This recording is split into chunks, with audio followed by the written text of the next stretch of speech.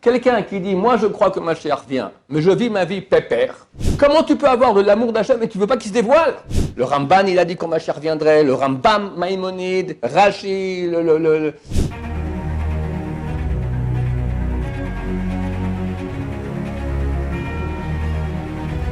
Ce show dédié pour élévation de l'âme, le Ilun Shama de Suzanne Bat Fortune Dahan, de mémoire bénie. La question de Nathan.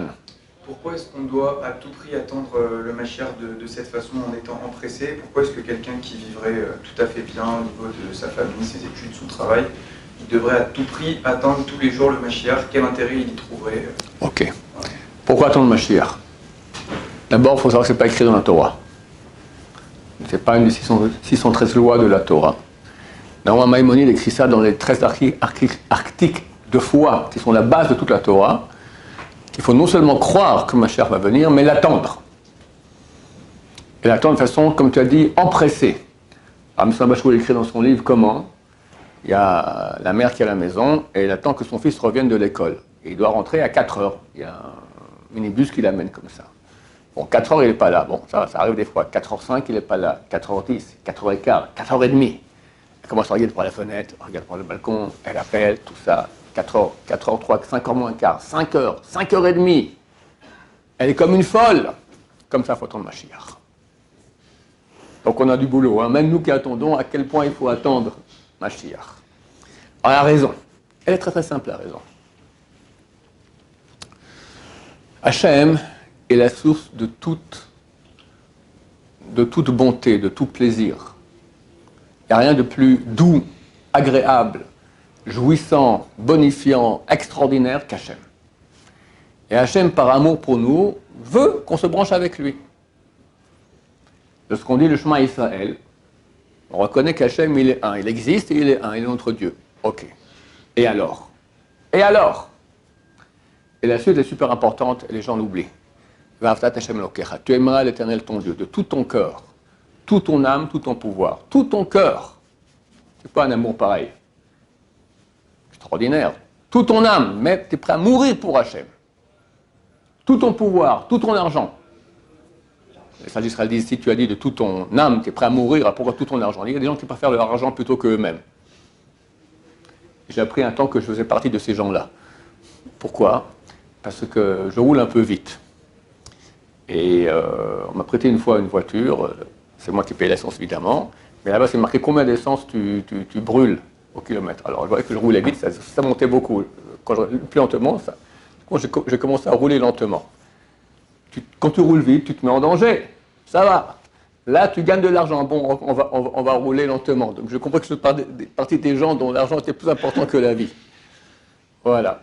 Bon, au Hachem, c'est pas trop aigu, mais il y a des gens qui sont fous de l'argent. D'accord? L'argent, nuit et jour. D'accord? C'est complètement fou. Là aussi, il faut aimer Hachem.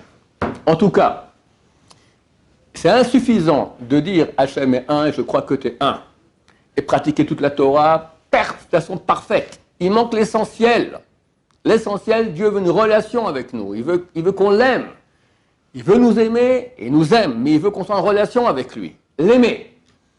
Maintenant, quand tu l'aimes, quand tu aimes quelqu'un, tu veux le voir.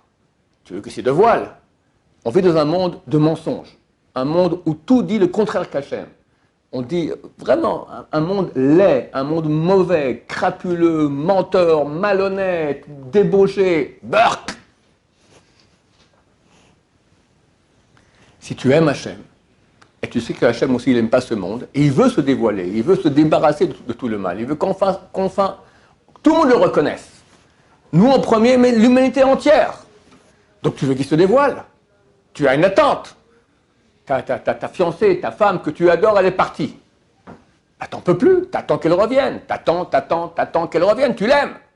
Si quelqu'un, il n'aime pas sa femme, bon ça va, reste là-bas. Je suis bien content le fait qu'il l'attende pas, qu'il ne soit pas passionné qu'elle revienne, ça prouve qu'il n'y a pas d'amour. Quelqu'un qui dit, moi je crois que Mashiach vient, mais je vis ma vie pépère, même super religieux, il passe à côté de l'essentiel de la Torah, parce que c'est une preuve qu'il n'y a pas d'amour d'Hachem. C'est ça de l'amour d'Hachem, et c'est une mitzvah essentielle de la Torah, l'amour d'Hachem, la première qu'on cite dans le Shema Israël. Comment tu peux avoir de l'amour d'Hachem et tu ne veux pas qu'il se dévoile? Tu ne veux pas qu'enfin le monde aille comme lui il veut? Quand tu aimes quelqu'un, tu veux que tout aille comme il a envie. Hachem, il a envie que le monde soit propre, soit beau, soit extraordinaire, soit bien, que les gens soient heureux. Alors, et ça, c'est l'époque messianique. Il n'y aura pas avant. À l'époque messianique, tout le mal, il va être éradiqué, terminé. Je ferai passer l'esprit d'impureté de la terre. D'accord? Quelqu'un qui aime Hachem, il attend ce moment, jour et nuit.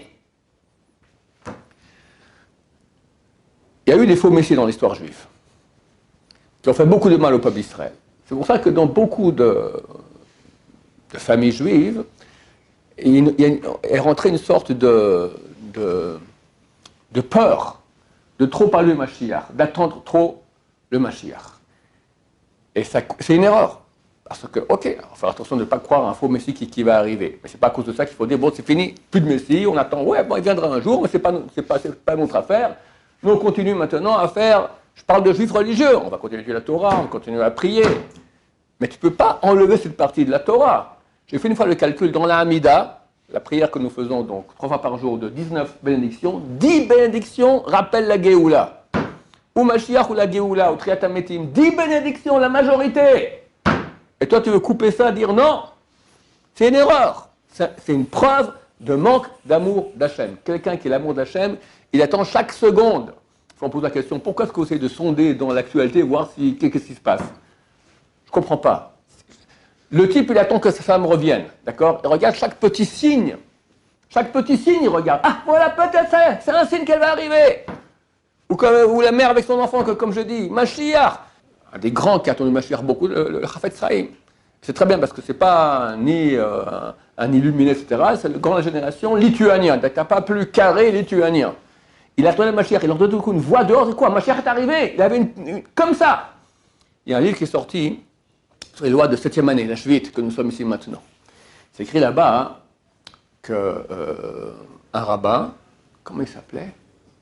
Soloveitchik, je crois, un certain rabbin, pas le rabbin de Brisk, a une proposition d'être reçu dans une ville pour être le rabbin de la ville. Mais il y a des pour et des contre. Arrêtez de voir le Chafetz Chaim. Il a réfléchi, il dit, écoute, je ne sais pas quoi répondre, mais on est en 7e année. C'est marqué, c'est écrit dans le Talmud, traité Megillah page 7, qu'en sortant de 7e année, le Mashiach il vient. Quand la 7e année est finie, le Mashiach il arrive. Alors attendons la fin de l'année, on lui posera la question, si c'est bien que tu sois rabbin de cette ville ou pas. Alors le rabbin il a un peu souri comme ça. Alors, quoi? Tu souris?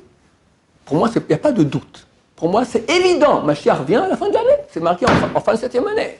Bon, il n'est pas venu. Il est mort en 1933. Et comment un grand de la Torah attendait, voyait, croyait que Mashiach il arrivait. Des fois, on me dit, ça fait déjà 30 ans que vous dites que Mashiach... Quelqu'un m'a écrit la semaine passée. Ça fait 9 ans que je vous suis, 9 ans que vous dites que Mashiach viendra. Je dis, mon cher ami, tu arrives au milieu du chemin, ça fait 30 ans que je dis que Mashiach il arrive. Et avant moi, des millénaires. Le Ramban, il a dit quand Mashiach viendrait, le Rambam, Maïmonide, Rashi, Abravanel, le Malbim, le Gaon de Vilna, et encore, et encore, et encore. Le Balatania, le Graz, t'as pas 2 pages du Saboura où on ne le cite pas. Quand il y a eu les guerres avec Napoléon, il a dit c'est Mashiach, il y a 250 ans. Donc ça fait pas 30 ans, ni 9 ans, ni 2 ans. Ça fait des millénaires qu'Am Israël attend. Rabbi Akiva, il a cru que Bar Kokhba c'est le Mashiach. Donc quelqu'un qui attend, il attend. Il attend de tous les côtés, il regarde, voilà. Ça, c'est une preuve d'amour d'Hachem. Et Dieu aime ça. Le Mishat Yesharim, Ramchal, Rabbi Chaim Moshe Luzzatto, il écrit qu'on doit attendre la Géoula et être en tsar, être en souffrance parce que la Géoula n'est pas venue.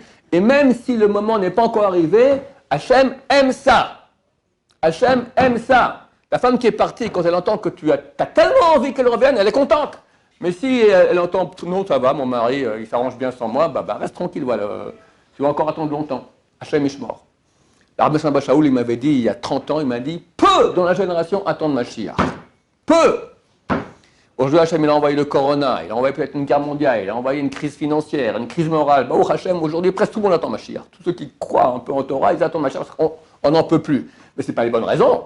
Ce n'est pas les bonnes raisons. Si tout allait très bien, alors on continue comme ça. Et l'amour d'Hachem, et la Géoula, qu'enfin le monde aille bien, que tout le monde reconnaisse. Si tu aimes Hachem, tu veux que tout le monde reconnaisse. Quand quelqu'un il parle à un juif, pour le ramener pour qu'il fasse tchouva, quelle mitzvah il fait? C'est marqué où? C'est quoi, Rabbi? Ça veut dire faire mériter le public. Mais nulle part, tu as mis ça pareil. Dans les 613 mitzvot, est-ce qu'il y a une mitzvah il y a certainement une mitzvah de faire tchouva, inciter quelqu'un à se rapprocher d'Hachem. Quelle mitzvah on fait? Tu vas maintenant parler à quelqu'un, avant tu vas aller chez Michoud, je vais demander à Dieu, je vais faire maintenant une grande mitzvah. De quoi? Le Sifri, il écrit il y a 1800 ans. Sifri, c'est un midrash halacha, c'est les bases de la halacha. Il fait la mitzvah de Va'avta et Hachem Elokecha. Tu aimeras l'Éternel ton Dieu. Parce que quand tu aimes quelqu'un, tu veux aussi le faire aimer par d'autres. Alors quand tu vas parler à quelqu'un, c'est vrai que c'est la vraie motivation. Pourquoi tu es tellement chaud de ramener quelqu'un à la tchouva? Quoi, pour ton paradis? Si tu fais comme ça ne marchera pas. Il faut qu'il sente que tu sois améti. Le émet, la vérité, c'est que tu aimes Hachem. Et tu veux maintenant que tout le monde reconnaisse Hachem. C'est ce qu'on dit à la fin de la prière, à l'Onshabeach, que tout le monde va reconnaître Hachem. Si quelqu'un n'a pas ça en lui, il lui manque une grande partie de ce que Hachem veut de lui. On peut le faire par amour pour son prochain aussi. Aussi, par amour pour son prochain, c'est clair. Il y a aussi aimer Israël là dans le message aussi, d'aimer son prochain. Tout à fait.